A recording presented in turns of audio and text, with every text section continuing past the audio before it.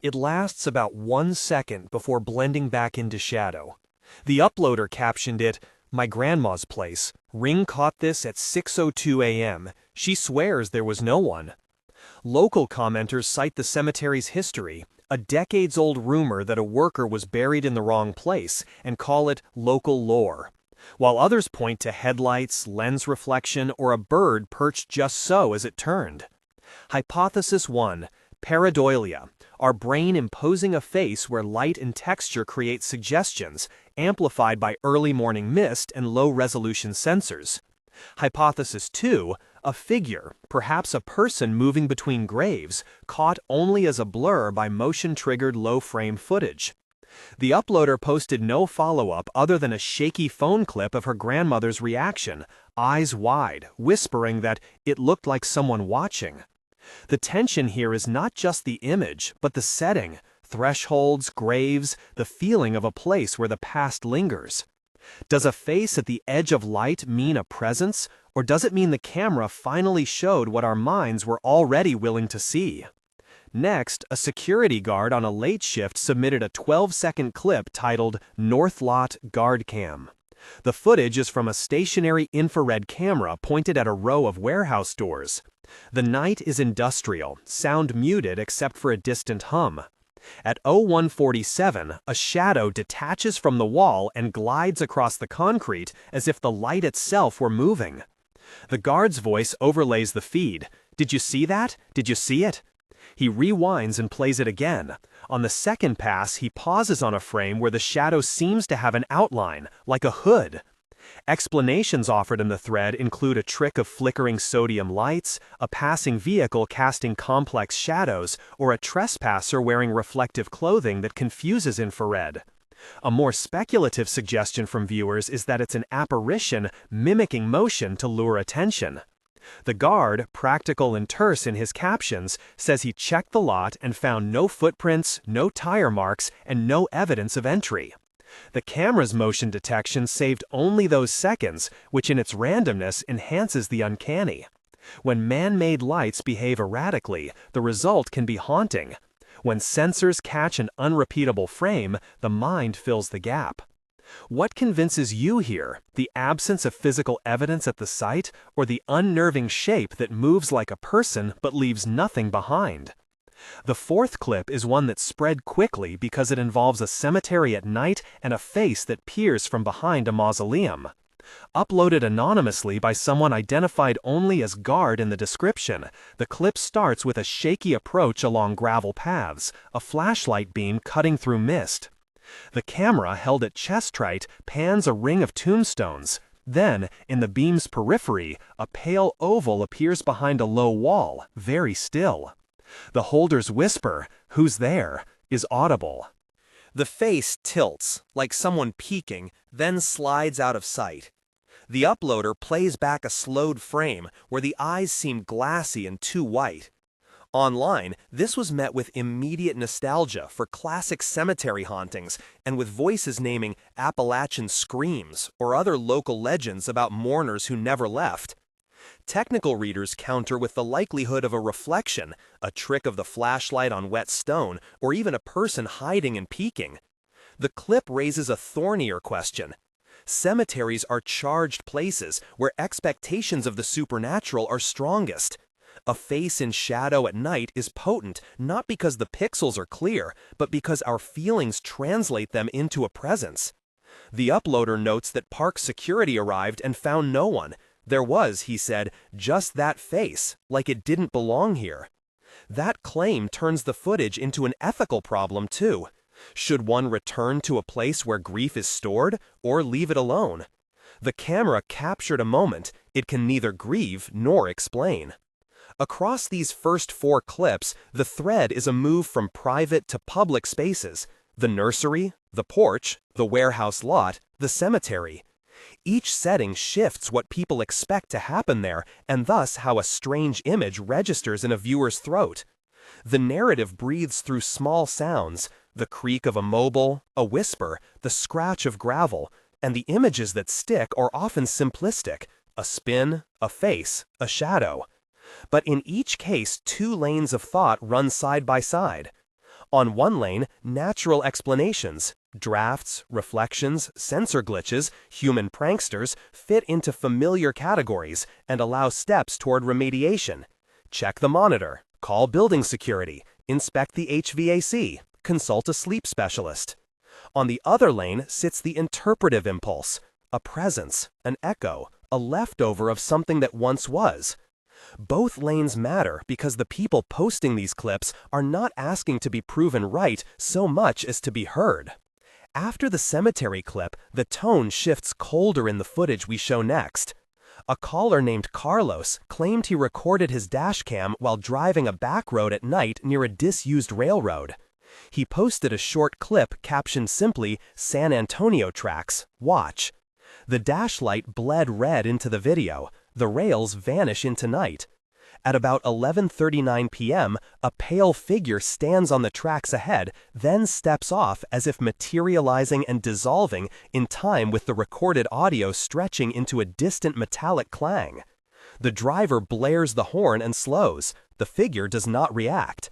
Later, commenters referenced an old railroad ghost, a local legend of a woman who walks the tracks looking for a lost child.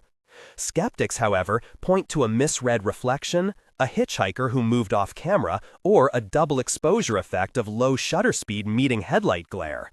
The dashcam, by nature, records motion. The frame's longevity makes the apparition seem both sudden and inevitable.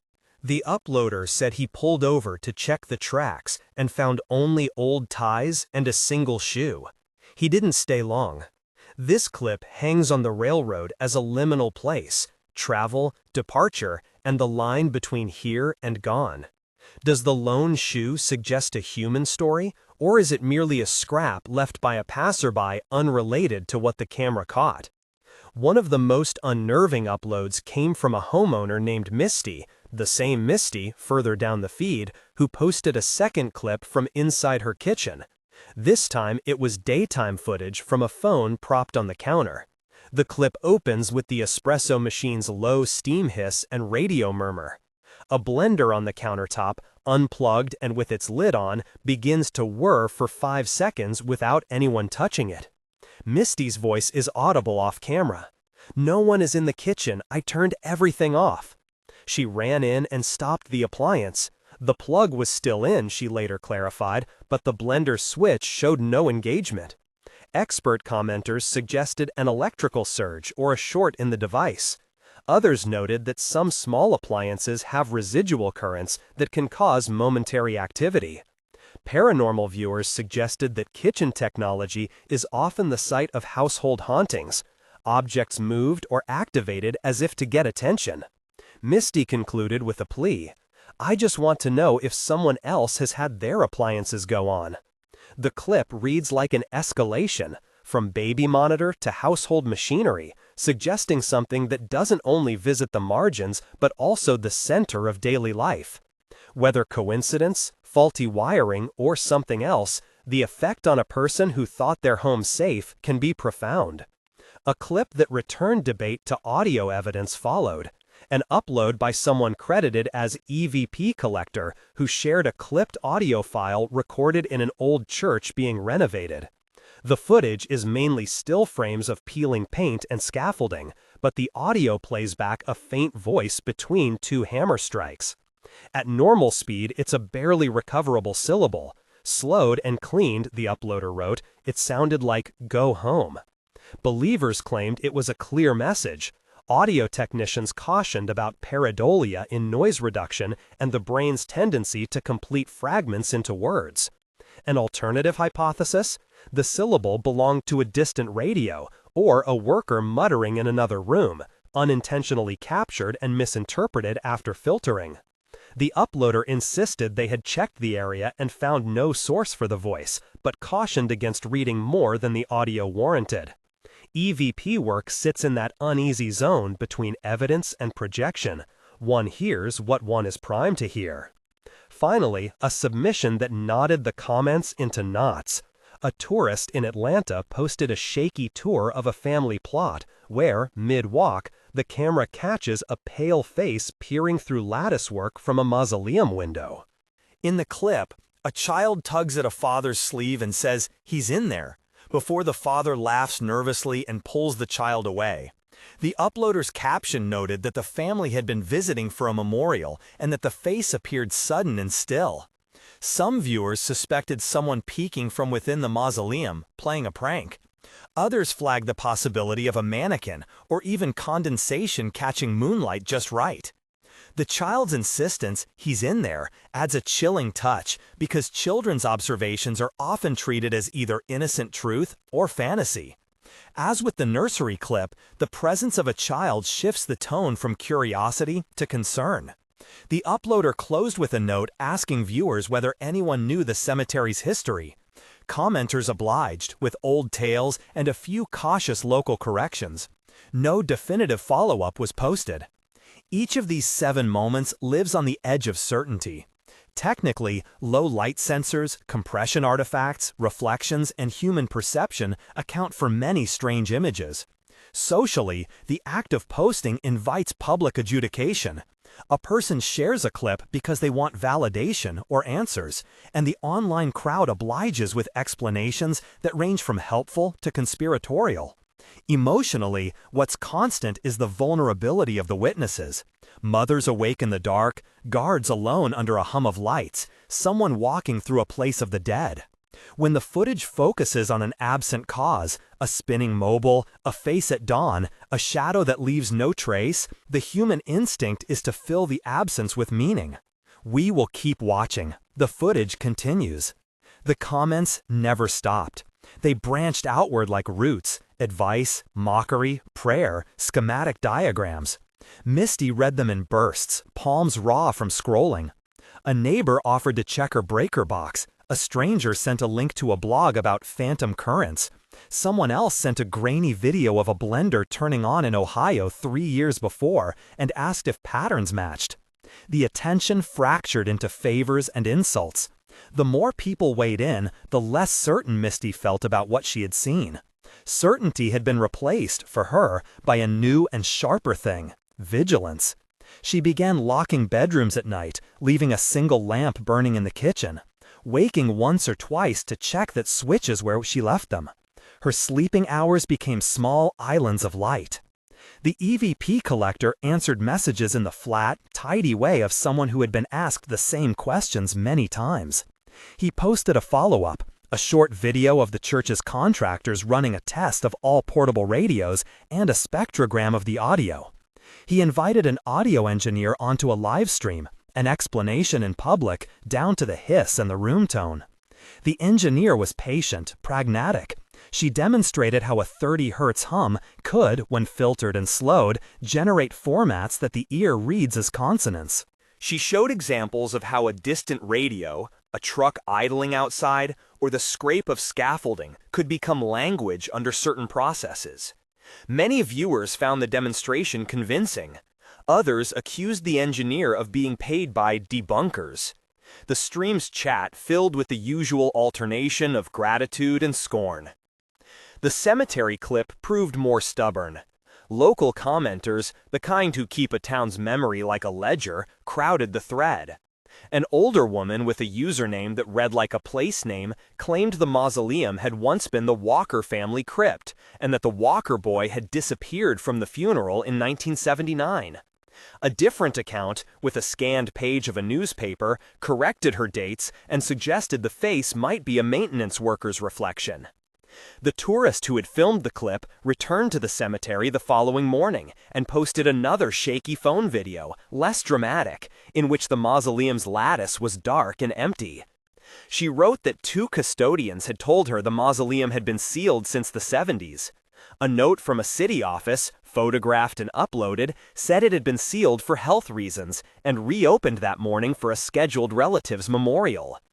Viewers argued about intent and coincidence, about how a child's declarative words, "He's in there," can be both a cry and a verdict. What began to be visible beyond the footage was how people reorganized their lives around the possibility of being seen by something unseen. Some treat the clips as entertainment, a chill on a dull evening. Others treated them as alarms. Neighborhood groups began to post about unexplained small things. a porch light that stayed on, a garden gate found closed in the morning. Each report folded into the larger archive. A modest industry emerged. Channels promising live vigils, guides to capturing authentic evidence, FAQs on setting up cameras, and what counts as an EVP. There were, too, earnest ministries that offered prayers for those who felt haunted and reluctance from neighbors who did not want their street reputations reshaped by rumor. An independent journalist, a woman named Lena, who had done small investigations into online communities, pulled the threads together. She traveled to Atlanta, sat in the municipal office for hours copying property records, spoke to custodians off the record, and recorded her interviews with a pocket recorder. She spoke to Misty by phone for half an hour, patient and careful, asking where she had stood when the blender spun, whether anyone else had lived in the apartment during the months before the clip, whether any renovations had been done. Misty's answers were thorough and simple. Lena took careful notes, but did not promise a narrative. She wanted to trace connections, to see whether the same names, addresses, or older reports recurred across clips. What interested her was pattern as much as proof. Her curiosity yielded small, unsettling intersections. The maintenance company that had serviced the mall guard shifts employed a subcontractor that had done work at the church being renovated. A phone number on an old invoice matched a line listed in a forum post about a decades-old missing person. It was not a chain that proved anything. It was instead a lattice of coincidences that invited speculation. Lena filed a short piece that asked less for belief than for attention. How online visibility rearranges grief and fear, how the archive of the internet can lift a small domestic moment into public scrutiny, how communities build rituals, scientific and devotional, to cope. She did not claim to have found the truth. She left, like the rest, with more questions. Late one evening, after the initial flurry had calmed but before the next clip surfaced, Lena opened an unmarked envelope that had arrived at her home. Inside was a single Polaroid from years earlier, a pale face, not fully in focus, pressed to a latticed window. On the back, in a hand that might have been a child's, were the words, "He waits." The photograph had no return address.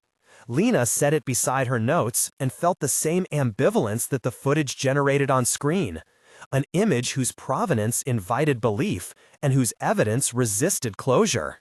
We continued to watch, not always because we expected revelation, but because watching had become a way of keeping company with uncertainty. The footage kept arriving, small acts of attention from people wanting to be believed, from people wanting to know if they were alone. In the comment threads, alliances formed and fractured. In the quiet houses, people kept lights on. The archive grew, and with it an insistence. These small moments, whether explained or not, had altered the borders of daily life. They had taught some to lock doors differently, taught others to look twice at reflections, taught many how quickly the world could be rearranged by a single shaky frame. And somewhere between a blurred face in a mausoleum and a blender that will not obey its switch, an envelope with its single photograph, and the steady, procedural work of an audio engineer demonstrating waveforms, the live question hovered, less about ghosts than about what we do when evidence is thin and longing is strong. The footage continued. Lena did not go back to sleep. She set the Polaroid beside her laptop, its pale face a small accusation under the desk lamp, and opened the folder where she had been saving every clip, every stray comment, the scans of invoices and the pages of property records. Her apartment smelled faintly of coffee and the paper dust of late-night research. Outside, a siren moved through the city and then away. Inside, the archive hummed like a distant, patient machine. In the morning, she carried the photograph to a public library that still had a scanner good enough to pull out grain. The technician, young, bored, obliging, watched as she adjusted contrast and ran the image into software Lena had learned to use for cleaning audio. It was modest work, removing speckles, lifting shadow from shadow, looking for a mark that might tell her where the film had been developed, who had held the camera. There, in the lower corner, an almost erased stamp appeared after several passes. A faded oval with a street name she knew the sound of, Marietta Road, and a year, smudged but probably 1997. The stamp was a thin, bright thread. Lena followed it to a block where storefronts leaned toward the sidewalk like people listening. The 1-hour lab that had filled the corner for decades was shuttered, weeds grew in the doorway, and the metal gate had a padlock that somebody had forced open. Inside the back room, among shelves of empty boxes and a rusted enlarger, Lena found a ledger, new to her luck.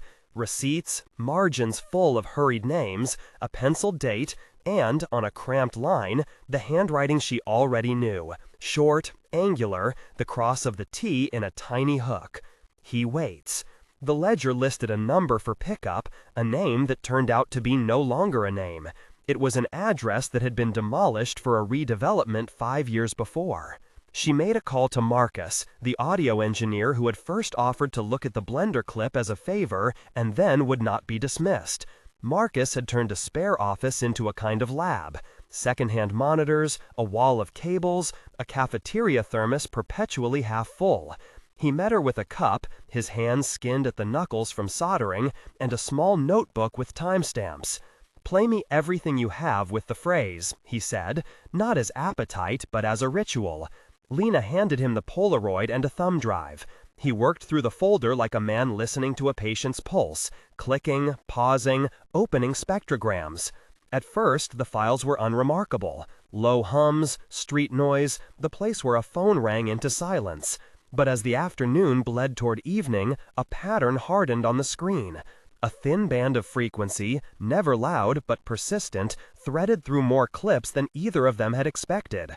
When Marcus slowed it, stretched it into the slower time that revealed shape, a human syllable seemed to hang in the teeth of the waveform. It was not always clear. Sometimes it resolved into something close to breath. Sometimes the shapes dissolved into noise. But often, in that strange time-stretched listening, the same combination of sibilants and vowels surfaced. He waits. Marcus leaned back and rubbed his forehead. "It could be pareidolia," he said, then stopped, because the word felt like a cop-out. He had seen engineers chase illusions for money and for art, and he knew the mind's appetite for meaning in chaos. But it's in HVAC tests, in a mall customer service recording, in a clip from a third-floor hallway camera in an apartment complex. The harmonic is the same.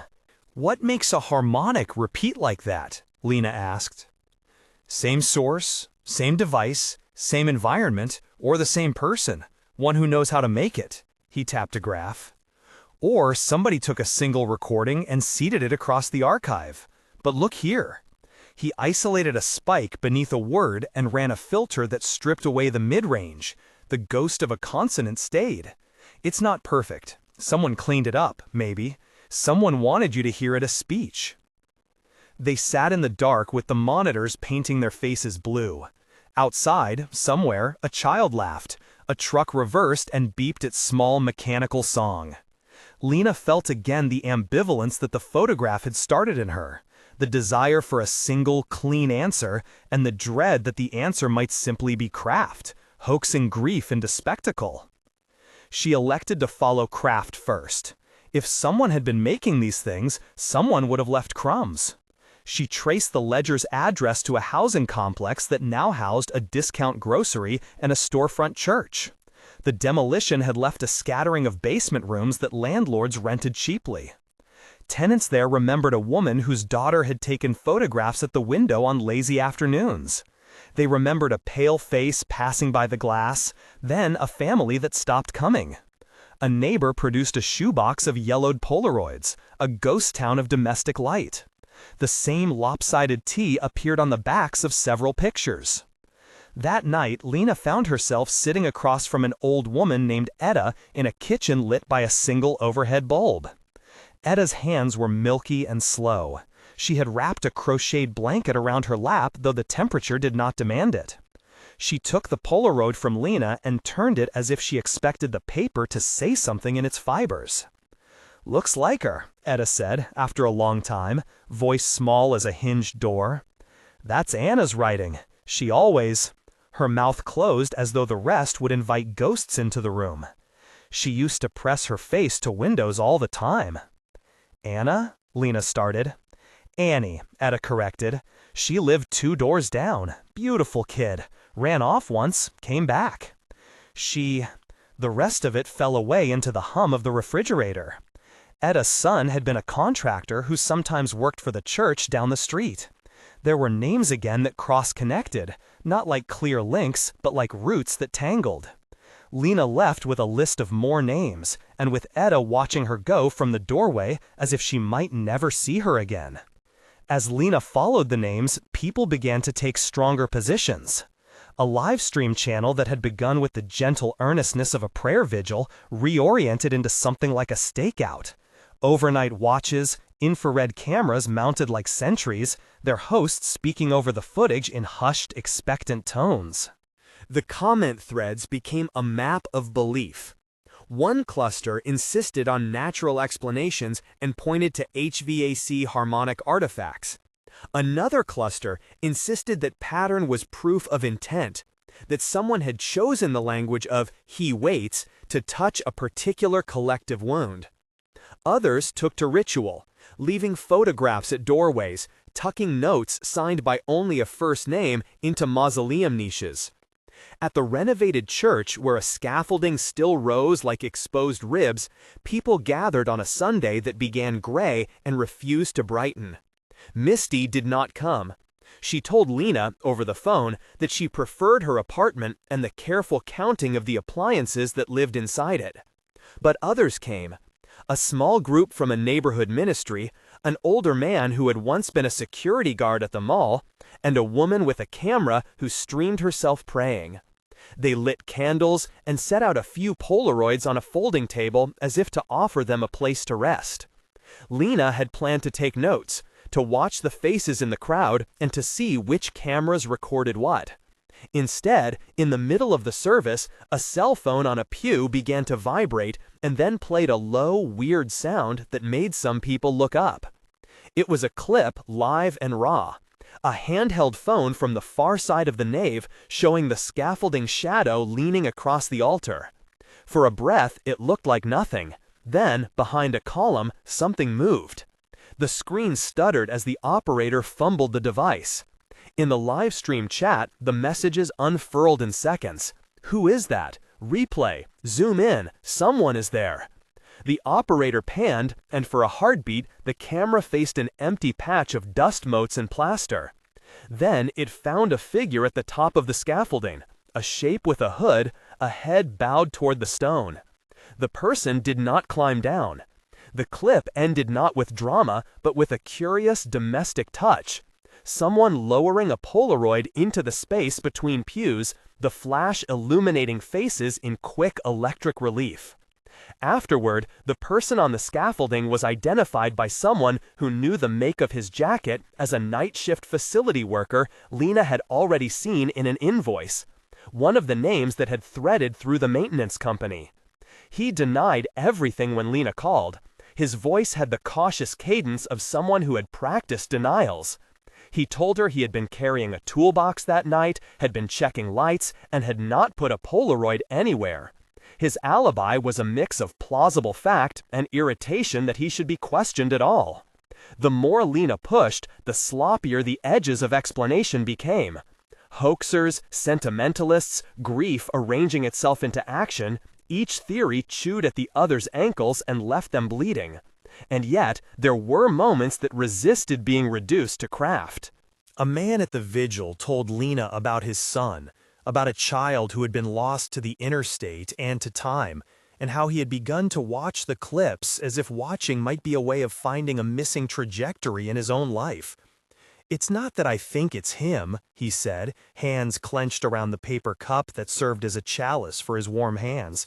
"It's that when I see that face, no, not the face, the way the Polaroid holds breath, I feel like my boy might have left me aside anyway." These are not logical defenses, Lena thought. They are acts, small and stubborn, of keeping watch. They reveal less about phenomena than about those phenomenon's receivers. She recorded his sentence because that was what journalists did, gather testimony, hold it tenderly. Yet she also felt the line in her chest where skepticism met pity and the seam would not hold. Then a different sort of evidence arrived. Not a clip, but a file, encrypted and raw, sent overnight to Lena's anonymous drop. Its header suggested a camera brand she recognized from the invoice line items, an obscure model favored by small surveillance contractors. The file contained 3 minutes of a corridor camera, the day after a funeral at a chapel on the city's edge. It was painfully ordinary. People passing, a janitor in a neon vest sweeping. But at the very end, the camera caught a hand turning the chapel's brass doorknob and propelling the door outward on a hinge that creaked as if protesting. For a second, when the camera's infrared flicked, a figure's face passed close to the lens, the same pale, blurred face from the Polaroid, as if someone had repeated the photograph seconds before the shutter. Lena watched it 50 times. She slowed it, froze it, compared grain to grain. The face was not full enough to be conclusive, yet its distinctive lack of focus, the tilt and the way the mouth closed, matched with the Polaroid in a way that made it hard to dismiss wholly. She ran it past Marcus. He found no evidence of digital compositing. If someone faked this, he said, they were careful, or they used real film, or they had access to the original frames. He gave her a list of technical possibilities, but none satisfied the way the corridor clip sat in her gut. When the file went public, leaked to a forum that specialized in unease, the responses reconfigured themselves instantly. Some users pried it apart like a puzzle, looking for faces in pixels. Others treated it as a scripture to be read aloud at midnight. The chapel started receiving letters. A small flock of visitors arrived to stand under the eaves and whisper. Someone pinned a note to the chapel door the next day, a single printed phrase in black ink, the same jagged T on the back, and then the same words, "He waits." Lena found herself, increasingly, at the uncomfortable fulcrum between two things she did not want to reconcile: the human will to make meaning, and the stubborn persistence of certain details that resisted neat explanation. She kept following the names and the invoices and the faint stamps of development shops. She followed the harmonic threads Marcus found, and the way certain phrases recurred in forums and on the backs of Polaroids. She asked people, carefully, about who had the skills to produce consistent hoaxes, who had access to buildings, cameras, old film. She listened to people who had not yet learned how to grieve without witnesses, to people who had found in the archive a language for calling out their losses. Late that week, when the city was bowed under a rain that made streetlights smear like exhausted halos, Lena received a call from Misty. Her voice on the line was thin with fatigue and something like apprehension. "There's something at the mausoleum," Misty said. "They posted it to a group. I don't know how to say it." "Which mausoleum?" Lena asked. "St. Mary's," Misty answered. "The one where people leave flowers for soldiers and kids.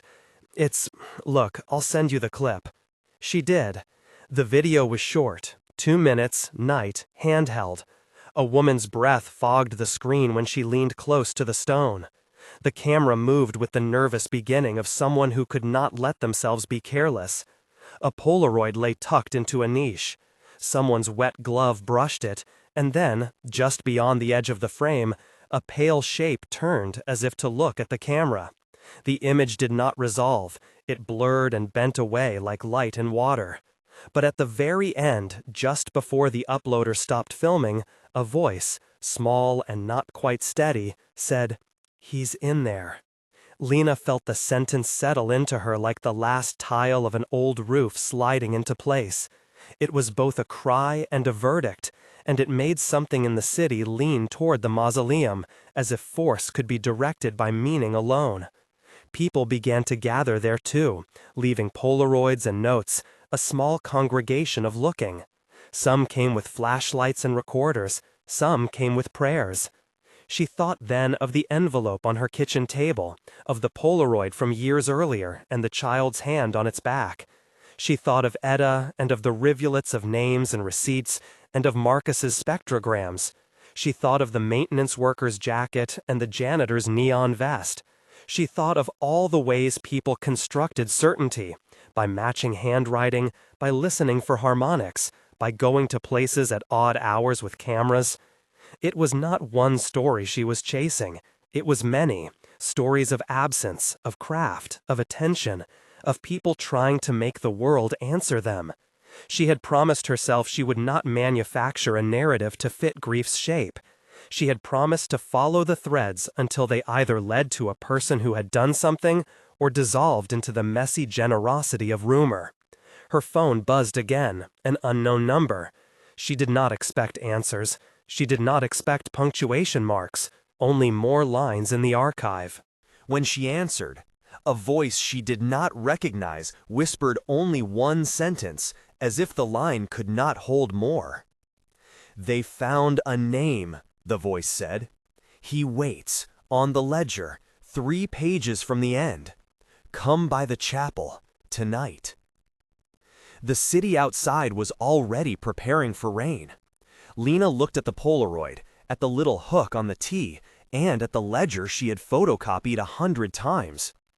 In the small, soft room she had made her work, she packed a notebook and her recorder and felt, for the first time in many nights, that she might be arriving at something that would demand more than listening. It might demand speaking back.